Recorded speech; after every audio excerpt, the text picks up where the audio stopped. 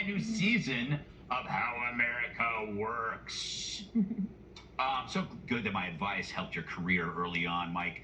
Let's talk about the thing that drives me crazy, that makes me so mad, is that no one is thinking about this problem because of the words they use. Like, forgiveness doesn't tell you where the money's coming from. Sure, it should be called theft. Yeah, no, I'll forgive it.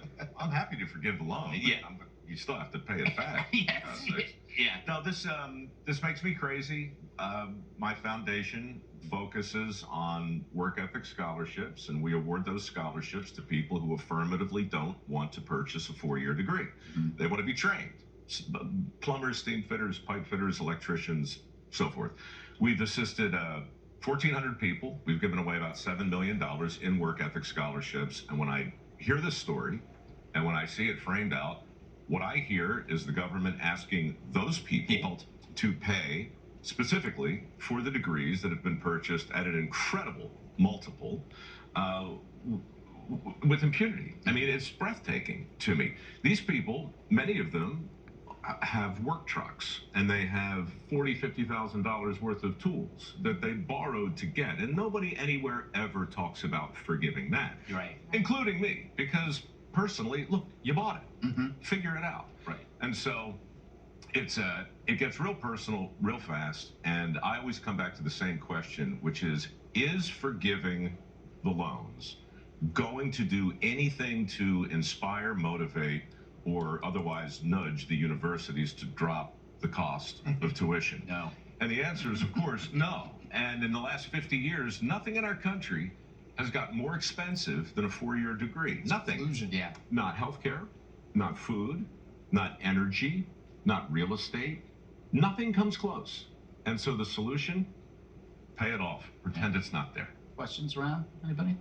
Yeah, so the thing is, when you start talking about the equipment, I think I'm curious what you're hearing from them, because I can imagine that they're angry, and I am angry on their behalf. But what do you hear from either students that you've had before, or people that are now working that you're in touch with? Yeah, it's surreal. I mean, working on How America Works has been a little different than working on dirty jobs, because one gives me a fly on the wall look and the other gets me face to face. And typically what I hear from construction workers and what I hear from farmers and people in the energy sector is a kind of incredulity, right? I mean, they hear the words and they understand what's going on, but they're looking over their shoulder like they're on an episode of Punk'd.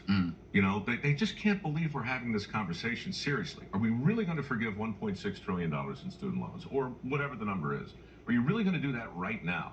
You're going to ask me to pay for that? Right. And of course, you know, the next thing you know, you're talking about 2008. You're talking about people who saved their money and they rented apartments and they lived within their means, and suddenly they're paying out, you know, the housing thing. And so in a way, it's deja vu all over again. But this feels a little different because it just feels so segmented and personal. It feels like a direct assault on a very specific part of the workforce. You know, my dad was a brick and block mason, and he owned his own business.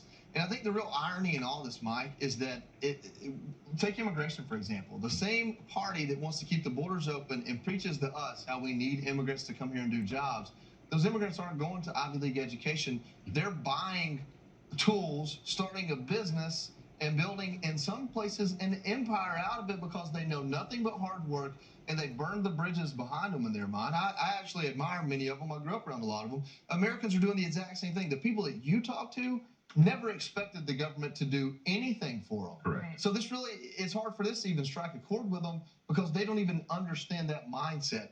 And so what I propose to you is that if and when President Trump runs again and wins, you need to put your hat in for Secretary of Education. Oh, God. Because we need to bring trade schools back to the high school level. Well, that's the truth. When we took shop out of high school, we didn't just make a financial decision. We made an optics decision. And we affirmatively decided to tell a whole generation of kids what doesn't matter. Yeah. So when you don't give a kid a chance to even look at metal shop or carpentry or wood shop or any of that stuff, you send a super clear message. And by the way, you know, your dad would appreciate this. We didn't just take it out of high school overnight. It used to be called the vocational arts First thing we did was we took the art out of it. Yeah. Then it was Votech. Yeah. And then then it was hyphenated. Then it became shop. Then we walked it around behind the barn and shot it in the head. Yeah. Oh, wow. Now it's gone. Mike, do you ever hear from people that young people that you work with, if they're going to pay anything back, they ought to pay this person or that person, a veteran or what? Do they ever talk about that? Well, sure, because like politics, that's personal, right? And you look around and you see the people who had the biggest impact on your life, and you ask your question, who's helping them and what can I do for them? But no, I think the larger issue is the value judgment. They're wondering, why did somebody somewhere decide that the cost of this diploma was more important than the cost of the tools that allow me to build the very office in which we're having the conversation? How and when did that happen? And who's talking on our behalf about maybe changing it? All right, I got to wrap. Sorry, Jessica. It's okay. Next time. I'll ask Next time he's back on. I'm excited for your show. All right. Thank you. Yeah, it's great. And Mike's going to be on my show tonight with John Taft. It's going to be great. Fastest 7. Up fastest. I said it too. Oh.